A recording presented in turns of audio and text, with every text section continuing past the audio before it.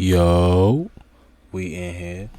Today we are watching a video about why silence is power. Now, silence is something you can use, and when you master it and get really good at it, it's something powerful, you know. Don't use silence as you don't know what you're talking about. Use it as something that's like gonna intimidate the other person or make the other person respect your words. So if I'm in a room, right, I'm a man of few words.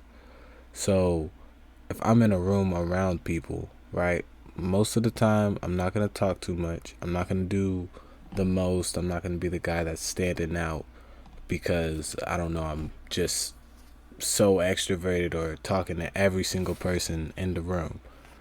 I'm be quiet. I'm gonna observe the room, and then when I start talking, it like piques people's interest, right? And when I value the way I value my words is it like carries weight. So whenever I'm talking, it actually has something of substance. It's not just worthless words. So I actually bring something to the conversation. And we're gonna get into that in today's video. So let's get it. All profound things and emotion of things are preceded and attended by silence. Herman Melville. In Western cultures, silence is commonly used as a means to show respect and recollect. Yeah. One example prominent in Dutch culture is the Silent March that grew out of the silent Catholic walks in Amsterdam. This Catholic tradition was a reaction to a prohibition on their processions by the Protestant establishment. A march in silence, without prayer, singing, religious garments or attributes wasn't prohibited, and so a new ritual arose that survived to this day. As for the silent marches, often a response to senseless violence, people react in a way that transcends the many hollow words swirling around after a tragic event and our culture of noise in which violence so frequently occurs. Similarly, Now, in this, like, say with this protest, have you ever heard of how silence can be more powerful than certain words? So, what I'm saying by that is think about if you're in an argument, right? And you're going against somebody that's not even talking. When you do that and you zero out the talking part, it's like the person's only arguing with themselves. Like, I'll sit here and listen to you go on your little rant, but the fact that I'm not saying anything gets to you in a certain way where it's like you can't even handle it because you can't get a reaction out of me. I'm not reacting to the energy you're giving. I'm observing it. I'm looking at you and I'm trying to figure out why you're acting like this. And that's why I say I don't argue. I can confidently say I don't argue with nobody. Not friends, not family, not the people I talk to. Nobody I argue with. I can have a debate, a competitive conversation on certain things, but the reason I'm able to do that is because I can disagree in the correct way. Now, if you learn how to disagree correctly, such as you're not saying, no, that's not how you should do it. Fuck that. That's stupid. Like, don't degrade the other person's like words. You want to take their words in and then explain how you feel about that situation. But in order to do that, you have to be quiet. You have to listen. Close your mouth, open your ears. That's the whole point of it. the annual remembrance of the dead answers the killing and murdering of all Dutch victims of wars and peacekeeping missions with 2 minutes of silence. It's silence that makes these rituals so powerful. There's no music, no words or singing to distract oneself from the purpose. Moreover, what better resistance to the deafening noise of war and the loudness of violent people engaging in mindless bloodshed is there besides silence? And when words aren't sufficient, isn't silence the most appropriate response? The power of silence is versatile. Silence can transcend speech, speak without words, and complement where verbal language is lacking. And keeping silent also has advantages in terms of creativity, mental health, spiritual and religious practice, achieving the upper hand in negotiations, and even as a way to intimidate.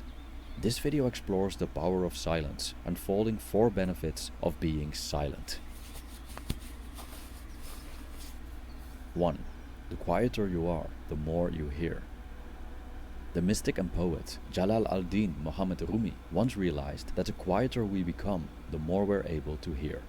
From his mystical point of view, listening is essential, as Rumi tried to get closer to God and hear a quote-unquote voice that doesn't use words by being still. When we let go of all the words, we open ourselves up to other voices previously suppressed by continual verbal noise. These could be inner voices, as philosopher Ralph Waldo Emerson called the inner knowing, and Now, with this, he's explaining, like, think of meditation, right? You don't meditate while talking. You don't meditate while being in a very noisy environment. When you meditate, you normally zero yourself out. You stop talking and you open your body to, like, hearing and taking in new things. So if I'm sitting here meditating for, 30 minutes, the whole time I'm not going to say a word. I'm going to be quiet, and I'm going to limit how much I'm moving, because that eliminates the noise factor. It brings more things to my attention.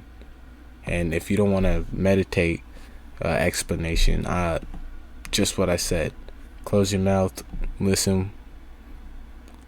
Doing that, it allows you to take in other people's responses without you just blaring out what you think.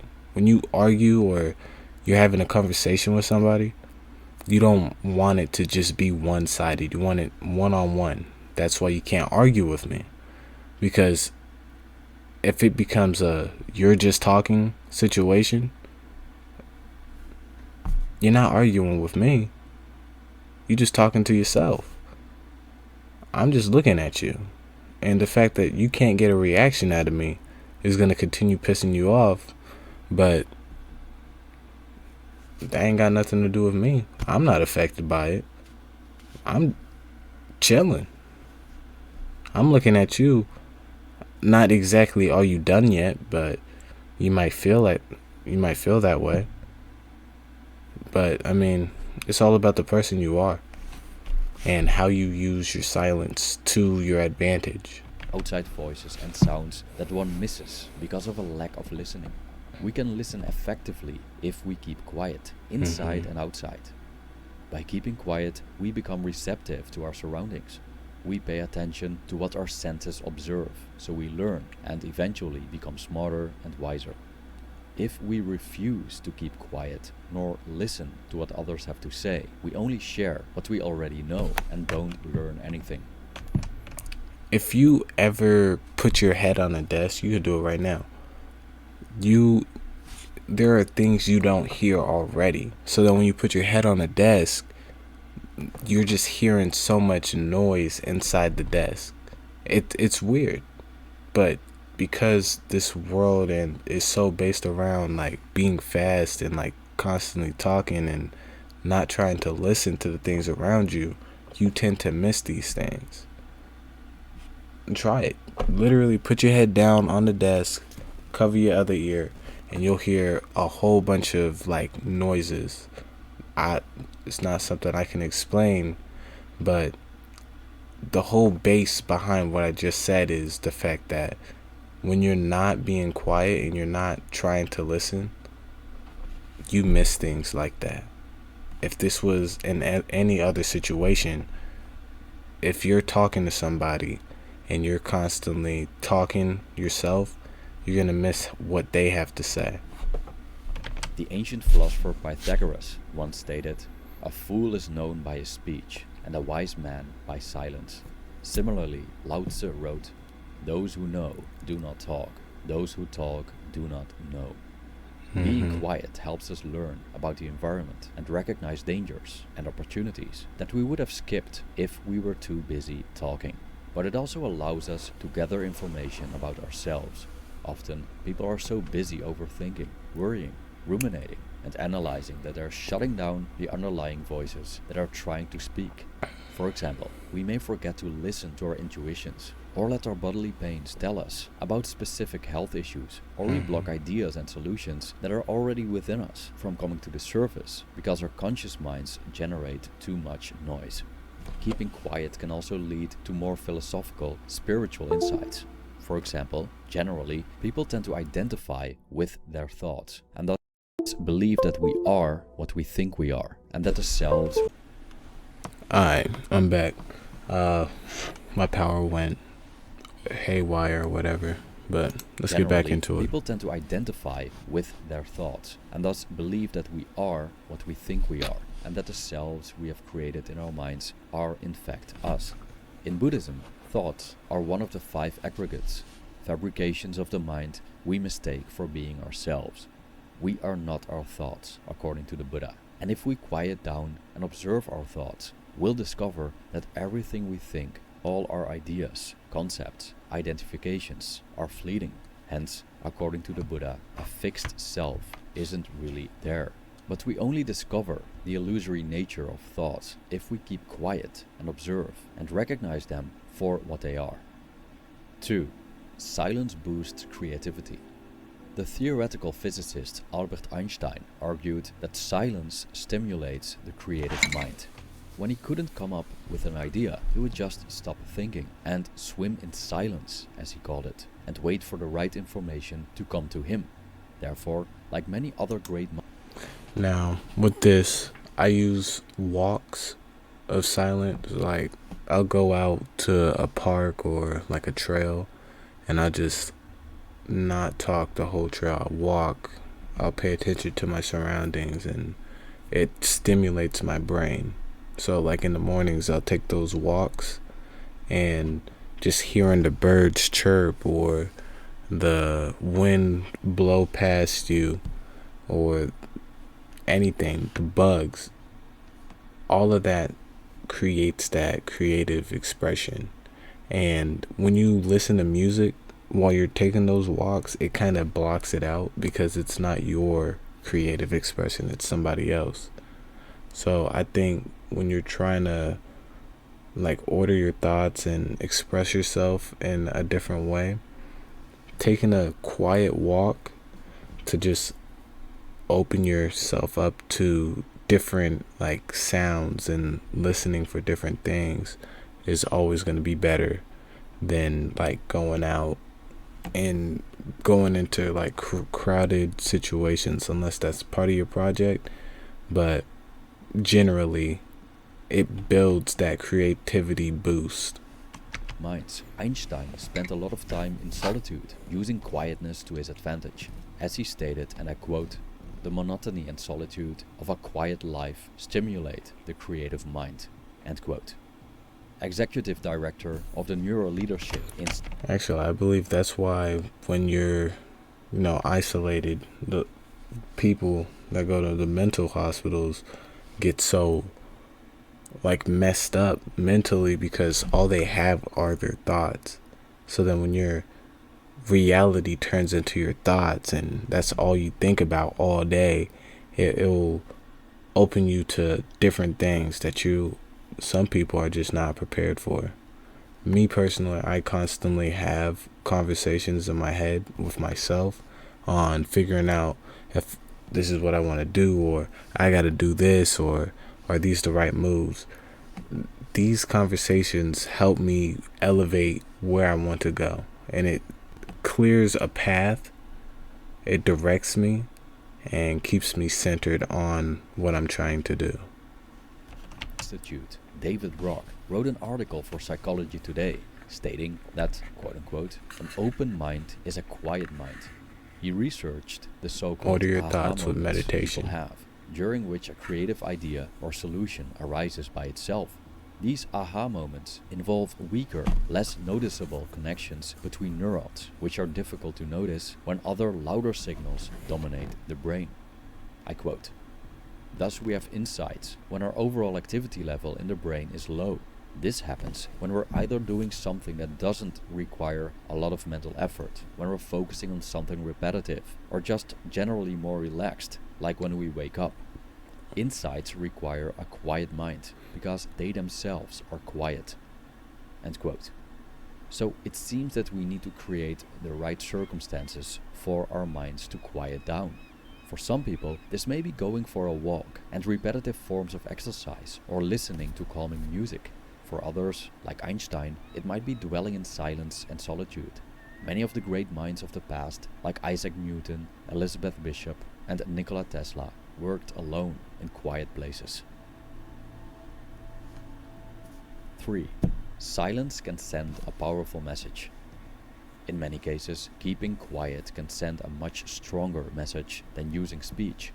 By responding to words with silence or using rightly timed pauses during conversations, we're able to communicate effectively without speaking or writing. The Dutch silent rituals exemplify how silence creates a strong message. Now, say I'm talking to a girl, right? There are two different ways silence can mess with somebody's head. It could be with somebody else, but I'm gonna use it in a way of me talking to a girl.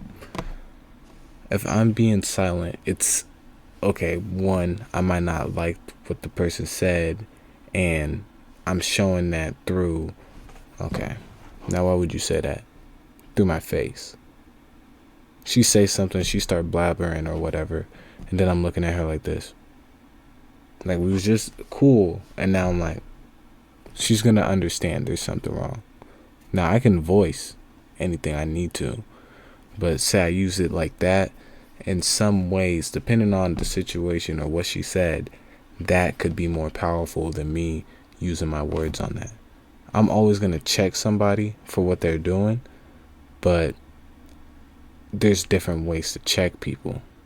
Now, another way is, say I'm in a flirty type of mood and I say something, and she responds with one thing, or I'm being funny. I think there was one, the guy was on Wild 'N Out. He said my ex called and she's acting like an owl. The girl said, who? All he did was smile and walk off.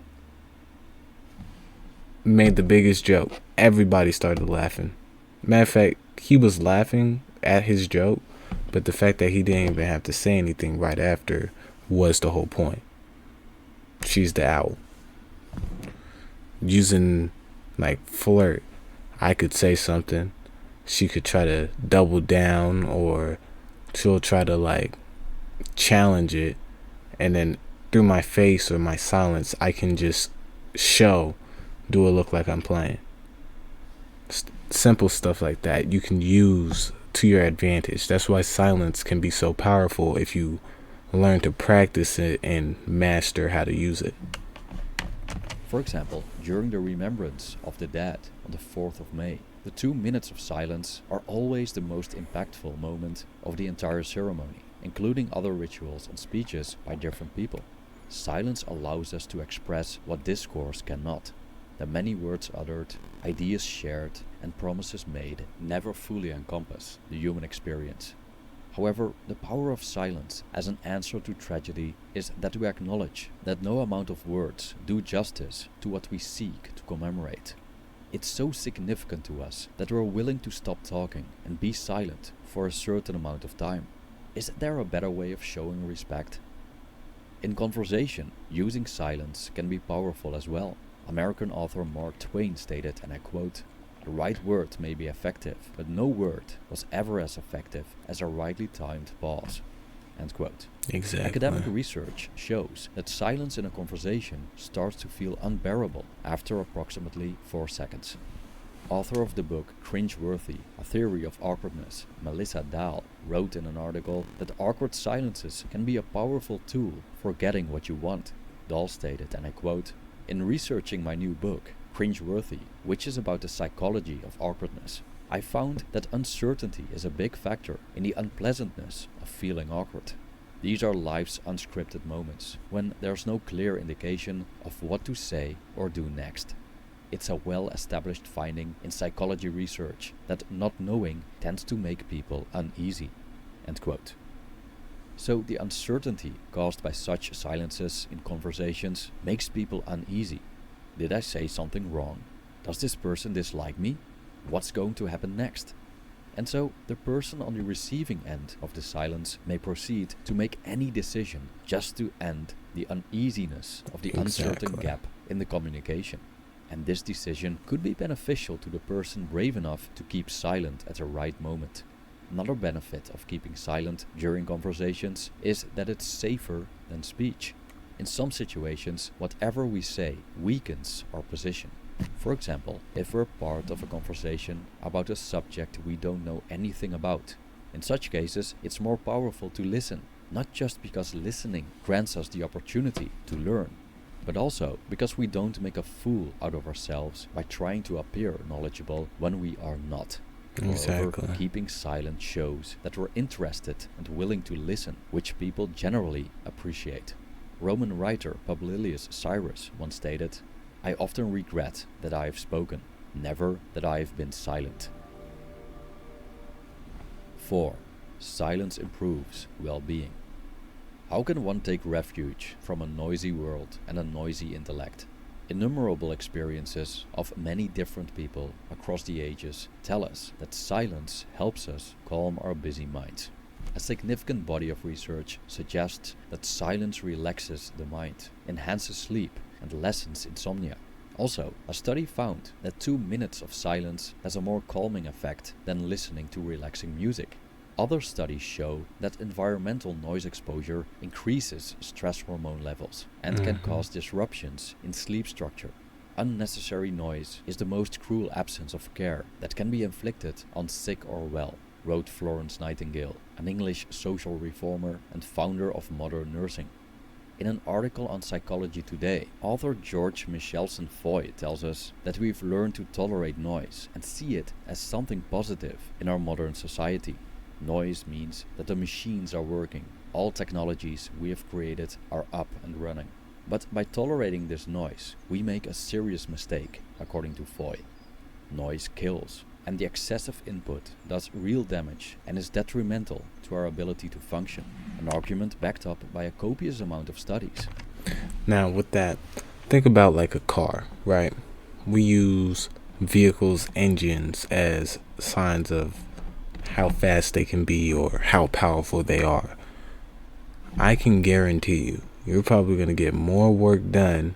No, you're going to get more work done inside of a Bentley that can go over 60 miles per hour without making so much as, I don't know, not the loudest sound. Them cars are very quiet rather than in a Mustang. Now in a Mustang, you're going to be trying to hear all the muscle in the car. You're just going to be loud.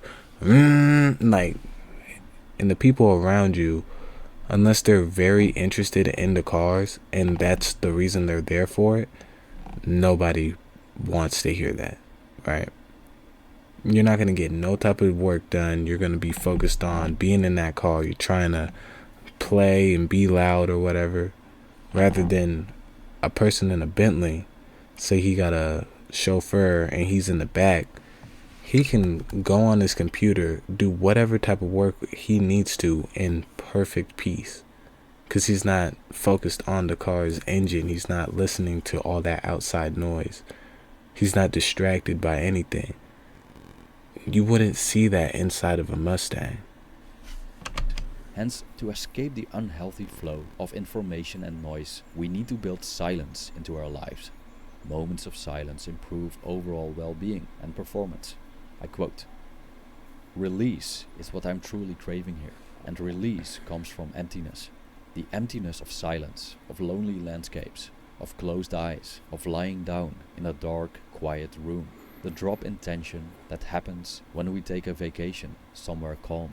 The instant of zero gravity during orgasm. The psychic leap of a good joke when it flips the world on its head for a splinter of a second.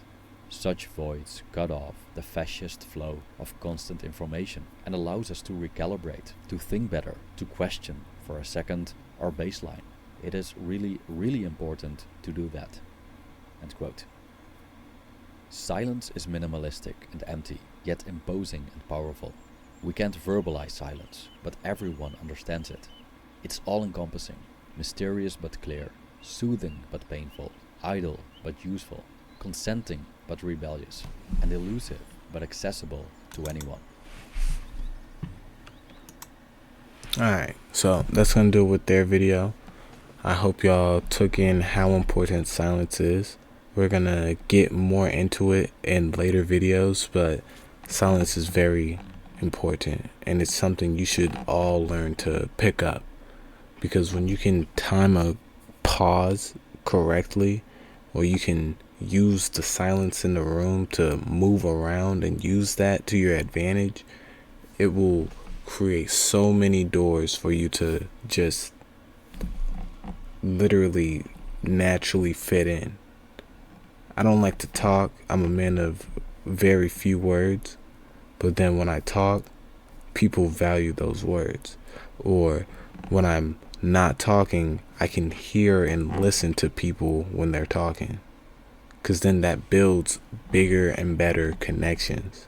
They feel like they're heard. You ever feel that way? Don't you know, people love to feel like they're heard. So when you're a person that likes to listen, they explain everything. Matter of fact, if you was listening to somebody that you didn't like, or they was talking bad about you, all you have to do is listen, and they'll probably end up snitching on themselves. Use your silence to your advantage. Use your silence to wrap around what you want. That's going to do it with today's video. I hope y'all enjoyed, and we is out.